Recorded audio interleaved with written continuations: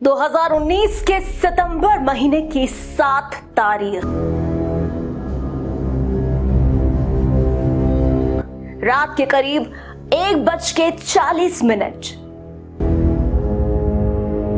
टिक टिक टिक टिक, एक एक पल, एक एक सेकंड रोमांच से भरा हुआ।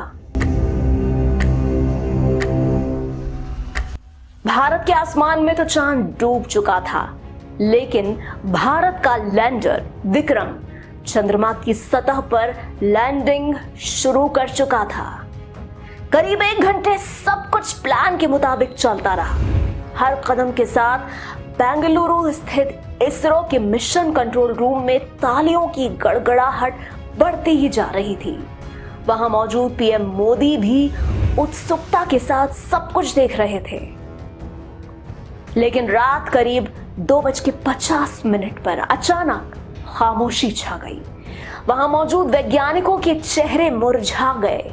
चंद्रयान 2 के वैज्ञानिकों की 11 साल की मेहनत और धरती से चांद तक का 47 दिनों तक का रास्ता तय करने के बाद मंजिल के इतना करीब लैंडर विक्रम क्रैश हो गया। तब के इसरो चीफ के सिवन की आंखों में आंसू थे और पीएम मोदी उन्हें गले लगाकर ढांढस दे रहे थे। दोस्तों, उस वाकये के ठीक 4 साल बाद इसरो उस अधूरे काम को अब पूरा करने जा रहा है। जी हां दोस्तों, 14 जुलाई 2023 को दोपहर 2:30 बजे चंद्रयान 3 मिशन लॉन्च किया जाएगा। अगर चांद पर सॉफ्ट लैंडिंग में सफलता मिली तो अमेरिका, रूस, चीन के बाद भारत ऐसा करने वाला चौथा देश बन जाएगा। इसरो के शुरुआती 2 अभियान के बाद ये तीसरा प्रयास है, ये तीसरी कोशिश है जिसे चंद्रयान 2 के फॉलो अप मिशन के रूप में देखा जा रहा है। तो चलिए दोस्तों, जानते हैं इसरो के चंद्रयान 3 अभियान के बारे में। वो सारी बातें जो हमें पता है, वो सारी बातें जो देश के लिए बहुत ही ज्यादा मायने रखती हैं। चंद्रयान 3 का कुल बजट करीब 615 करोड़ रुपए बताया गया है।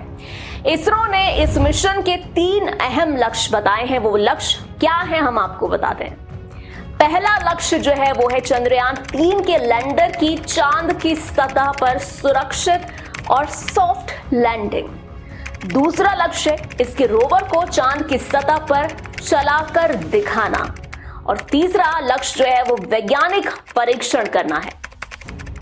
चंद्रयान 2 की तरह चंद्रयान 3 के पास भी एक लैंडर यानी कि वो अंतरिक्ष यान है जो चांद की सतह पर सॉफ्ट लैंडिंग करेगा, और एक रोवर भी होगा यानी वो अंतरिक्ष यान जो चांद की सतह पर घूमेगा।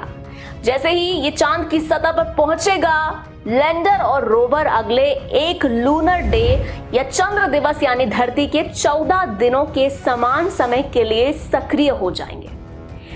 इसरो के चंद्र अभियान का जो लक्ष्य है वो चांद के दक्षिणी ध्रुवीय क्षेत्र में सॉफ्ट लैंडिंग करने का है। न्यूज एजेंसी IANS इसके मुताबिक ये संभावना है कि इसरो एक बार फिर अपने लैंडर का नाम विक्रम और रोवर का नाम प्रज्ञान रखेगा। यह अभियान चांद की सतह पर रासायनिक तत्वों, मिट्टी और पानी के कणों जैसे प्राकृतिक संसाधनों को भी देखेगा। यह अभियान चांद की बनावट को लेकर के हमारी जानकारी में महत्वपूर्ण इजाफा भी करेगा।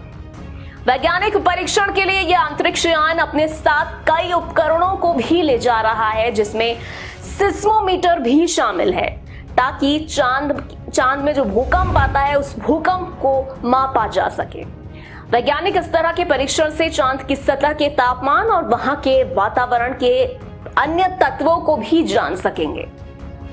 इसके साथ ही साथ चंद्रयान 3 पर स्पेक्ट्रोपोलारिमेट्री ऑफ वेजिटेबल प्लैनेट अर्थ भी लगा होगा, जिससे हमारे वैज्ञानिकों को चंद्रमा की कक्षा में छोटे ग्रहों और हमारे सौरमंडल के बाहर स्थित ऐसे अन्य ग्रहों के बारे में जानकारी इकट्ठा करने के लिए महत्वपूर्ण डेटा हासिल हो सकेगा कि वहां पर जीवन संभव है या नहीं। अब बात की जाए चंद्रयान 3 इतना महत्वपूर्ण क्यों है, आइए जानते हैं। देखिए, चंद्रयान-3 का जो अभियान है ना केवल भारत के लिए बल्कि पूरी दुनिया के वैज्ञानिक समुदायों के लिए बहुत ही महत्वपूर्ण है। लैंडर चांद की उस सतह पर जाएगा जिसके बारे में अब तक कोई जानकारी मौजूद नहीं है। लिहाजा इस अभियान से हमारी धरती के एकमात्र प्राकृतिक उपग्रह चांद के विषय में जानकारी और भी ज्यादा बढ़ेगी और इससे न केवल चांद के बारे में बल्कि अन्य ग्रहों के विषय में भी भविष्य के अंतरिक्ष अनुसंधान की क्षमता जो है वो विकसित हो जाएगी। दोस्तों, ये तो थी चंद्रयान-3 से जुड़ी हमारी आज की इंफॉर्मेशन। ये इंफॉर्मेशन आपको कैसी लगी और आपको क्या लगता है चंद्रयान-3 मिशन इस बार सफल रहेगा या नहीं? कमेंट में अपनी राय जरूर बताएं। चंद्रयान-3 पर आगे भी और अपडेट्स आते रहेंगी, इसलिए अपडेट रहने के लिए हमारे चैनल को जरूर सब्सक्राइब कर लीजिए, बेल नोटिफिकेशन ऑन जरूर कर लीजिए। हम उम्मीद करते हैं कि इस वीडियो में मिलने वाली जानकारी को आप सिर्फ अपने तक नहीं रखेंगे बल्कि अपने आसपास के लोगों और अपने दोस्तों के साथ जरूर इस जानकारी को, इस इंफॉर्मेशन को साझा करेंगे, शेयर करेंगे। दोस्तों, जल्द ही मिलेंगे ऐसी ही और इंफॉर्मेटिव वीडियोस के साथ। तब तक के लिए बी हैप्पी, बाय बाय।